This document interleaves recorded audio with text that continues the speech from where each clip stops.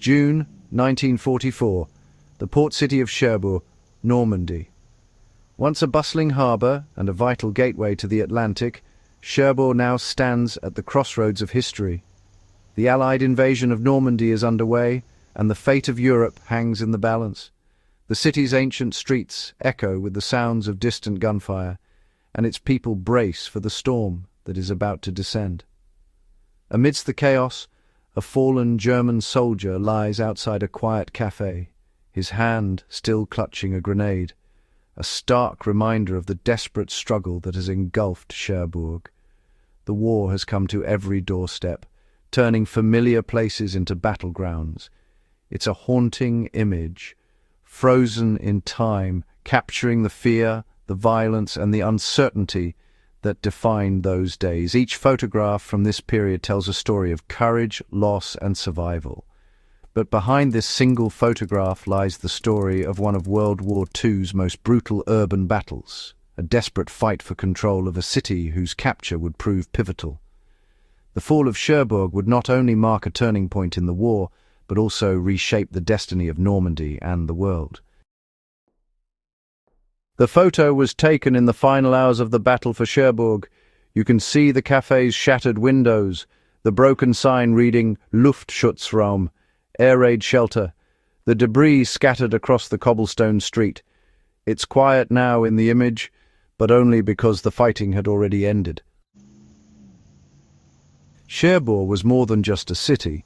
It was a fortress, an imposing stronghold perched on the edge of the French coast, bristling with concrete bunkers, artillery, and barbed wire.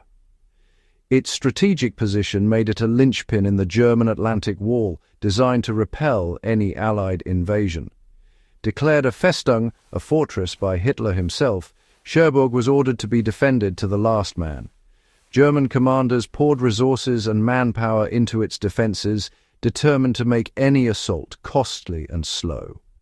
For the Allies, Cherbourg was the gateway to victory in Normandy.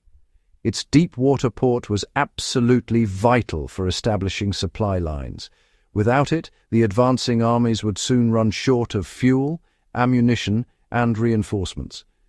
Every crate of food, every drum of fuel, and every box of ammunition unloaded at Cherbourg would help sustain the Allied push inland after D-Day, making the battle for this fortress city a turning point in the campaign.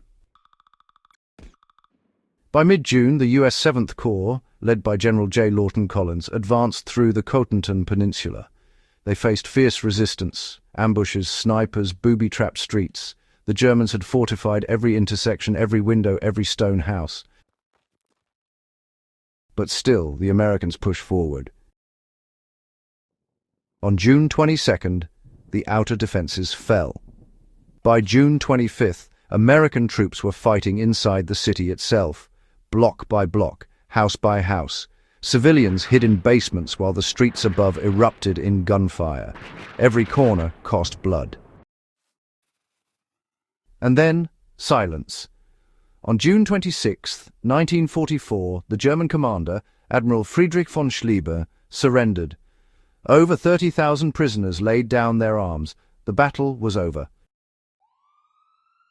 This was what victory looked like. Not parades, not flags, but a single body in front of a café, a grenade still in his hand, a reminder that even triumph comes with a cost. Today, that same building still stands, its walls, once scarred by war, now carefully repaired and lovingly repainted. The echoes of the past linger in the stone, but life has returned. Where there was once devastation, there is now resilience. The city has rebuilt itself, brick by brick, memory by memory, honouring what came before while embracing the present. The café windows, once shattered and darkened by conflict, are bright again, filled with laughter, conversation, and the warm glow of everyday life. Locals and visitors gather where soldiers once marched, and the air is filled with hope instead of fear. And the streets, which once echoed with the sounds of battle and uncertainty, are now peaceful. Children play, neighbours greet each other, and the city moves forward, carrying its history with quiet dignity. But if you look closely at the doorway, the frame, the gentle curve of the wall, you'll see the marks of time. These details remain silent witnesses to everything that has passed. History never truly disappears. It lingers in the smallest corners, waiting to be noticed. It just waits quietly, woven into the fabric of the city for those who still remember to look and for new generations to discover its stories. The fallen soldier of Cherbourg, a silent witness to a moment when a city stopped fighting, and the world took one small step closer to freedom.